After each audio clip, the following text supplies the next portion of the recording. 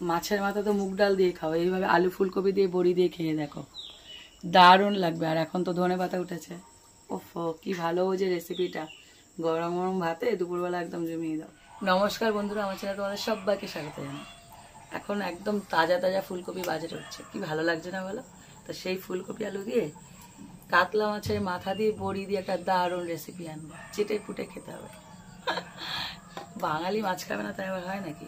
মাছের মাথা লেজ কিছুই ছাড়ে না, আমি তো ছাড়ি না। তো চলো শুরু করা যায়। আমার উনান ধরানো হয়ে গেছে আর কড়াই বসিয়ে দিচ্ছি। প্রথমে মাছের মাথাটাকে ভেজে নেব, তার জন্য দিয়ে দিচ্ছি সর্ষের তেল। আর এই রান্নাটা না সর্ষের তেলেই করো, টেস্ট বেশি আসবে। তেলটা গরম হতে থাক, এদিকে আমি মাছের মাথাটাকে লবণ হলুদ মাখিয়ে নিই একটু। একটা বড় কাতলা মাছের মাথা, এই দেখো। মাছ দেখলে বাঙালি খুশি হয়ে গেল, আমি তো ভীষণ খুশি হই। মাংসর থেকে মাছ ভালো লাগে। কিন্তু তেলটা পুরোপুরি গরম হয়ে গেছে, এবার মাছের মাথাগুলোকে একদম কড়া করে ভেজে নেব।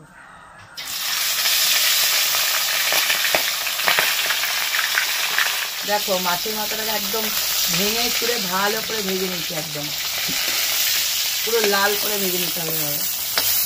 এবার এটাকে তুলে নেব। আর একজন ভয়ে মরে যাচ্ছে, ফাটবে না তো? আমি ভয়ে আজীবন পাবো।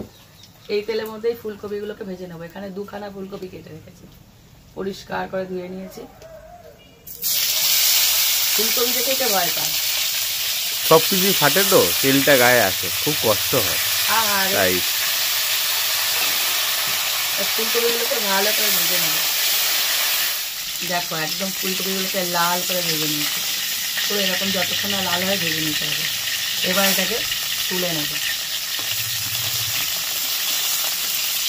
ফুলকপি না একটু তেল খায়, ফুলকপি আর বেগুন অল্প তেলে কড়াই দেন। এখন আমার গলা শোনা যাচ্ছে? হ্যাঁ এখন ঠিক আছে। হ্যাঁ এখন ঠিক আছে। এবার ওর মধ্যে আরেকটু তেল দিয়ে দেবো। এবার এই তেলের মধ্যে আলুগুলোকে ভেজে নেব। আলুগুলো একটু মিডিয়াম সাইজ হলে 4 পিস, আর বড় হলে 6 পিস করবে, একদম বড় বড় আলু।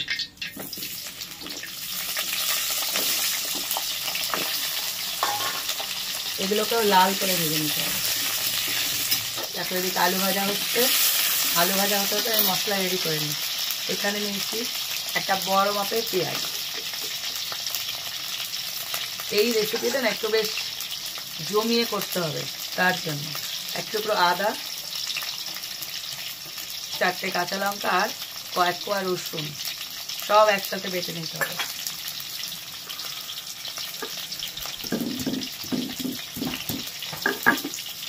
আর শীতকাল এসছে, জমিয়েই তো খাবো। দেখো আলুগুলো একদম ফুলকপির মতো লাল করে ভেজে নিয়েছি। আজকের রেসিপিতে সব লাল লাল হতে হবে। এবার এগুলোকে তুলে নিচ্ছি।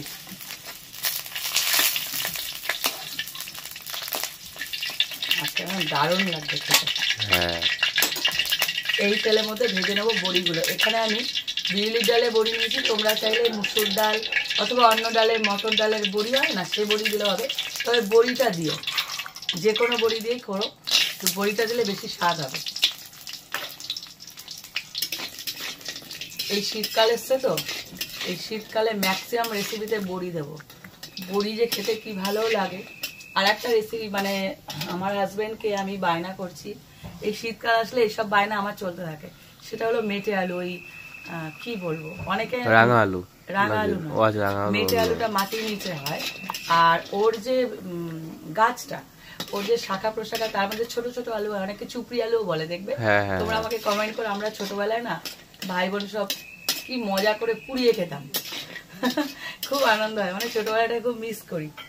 ওই চুপড়ি আলুর যে গোড়াটা, সেটা হলো মেটে আলু। ওই মেটে আলু শুটকি দিয়ে ও কি লাগে। শীত এসছে না, এবার মজা দেখবে। শীতকালে খেয়ে মজা, ঘুরে মজা, বলো। এবার এর মধ্যে আর একটুখানি তেল দিয়ে দিচ্ছি 5 ফোড়ন, 2টো তেজপাতা, আর যাবে গোটা গরম মশলা, দারচিনি আর ছোট এলাচ। এবার এটা একটু ভেজে নেব। আর এখানে যে বাটলাম পেঁয়াজ, আদা, রসুন, কাঁচা লঙ্কা, ওই পেস্টটাকে দিয়ে দেবো।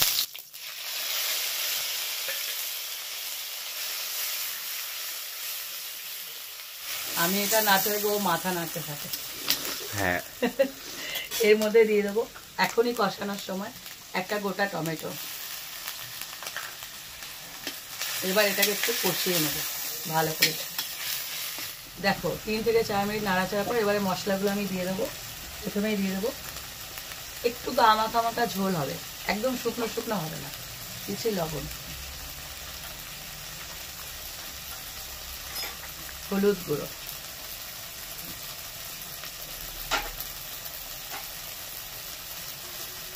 ধনের গুঁড়ো। এখানে ধনের গুঁড়োটা একটু বেশি যাবে, 1.5 চামচ মতন। আর জিরের গুঁড়ো 1 চামচ। আর এটা একটু ঝাল ঝাল হবে, তাই যাবে ঝাল লঙ্কার গুঁড়ো 1.5 চামচ। এইবার ভালো করে কষিয়ে নেব। যখন এটা কষাবে একটুখানি জল দিয়ে কষাবে, ওটা আমি দেখাতে ভুলে গেছি। পুরোপুরি মশলা কষানো হয়ে গেছে। এইবার মাছের মাথাটা দিয়ে দেবো। মাছের মাথা দিয়ে আবার কষাবো। এই রেসিপিটা না পুরো কষানোর উপর হবে। টেস্টটা যত কষাবে তত বেশি টেস্ট আসবে। এইবার যখন মাছের মাথাটা দিয়ে দিলাম, এখানে আলুটা দিয়ে দেবো। ফুলকপিটা পরে দেবো। আলুটা দিয়ে কষাতে হবে। দেখো এটা কষাতে থাকবে আরও 3 থেকে 4 মিনিট। দেখো এটা কিন্তু একটা রেসিপি, আলু দিয়ে শুধু ফুলকপি ছাড়া, শুধু আলু দিয়ে মাছের মাথা দিয়ে করতে চাও সব দেবে, শুধু ফুলকপিটাকে বাদ দিয়ে দেবে। যখন ও থাকবে না, অন্য সময় খাবে মাছের মাথা দিয়ে, তখন এটা করবে, দারুণ লাগবে। এর সাথে যখন গরমকাল পটল অ্যাড করে দেবে। আমি রেসিপি একটা থেকে একটাই চলে যাবে। এবার 3 থেকে 4 মিনিট কষানো গেছে, এর মধ্যে দিয়েছি ফুলকপিটাকে।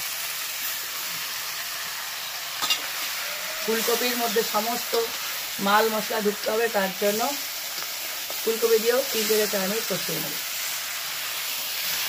দেখো সব দিয়ে কষানো হয়ে গেছে। আর একদিন বলছে জল না দিলে খুব ভালো লাগবে, এইভাবে খাবে। হ্যাঁ, তাহলে ভেবে দেখো এইভাবে দেবো না জল দেবো?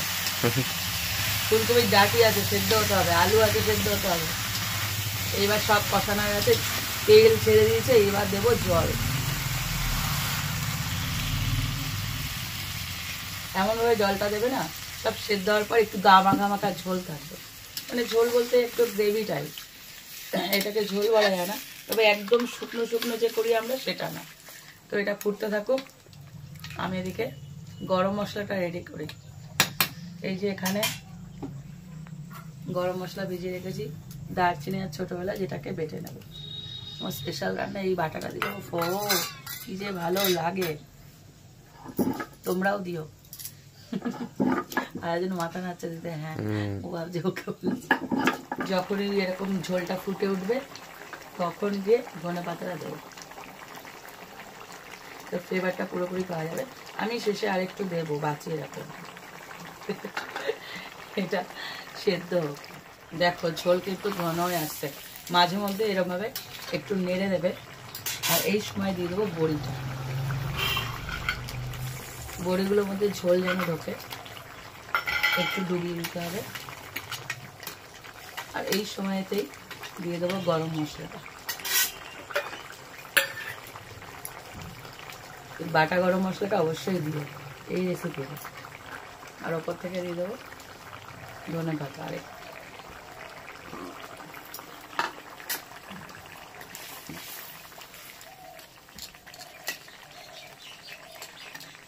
ব্যাস, বড়ির মধ্যে একটু ঝোল ঢুকুক। দেখো রেসিপিটা রেডি হয়ে গেছে। ঝোল খেয়ে বড়িগুলো ডবল হয়ে গেছে। একটা দারুণ রেসিপি আজকে তোমাদের সঙ্গে শেয়ার করলাম।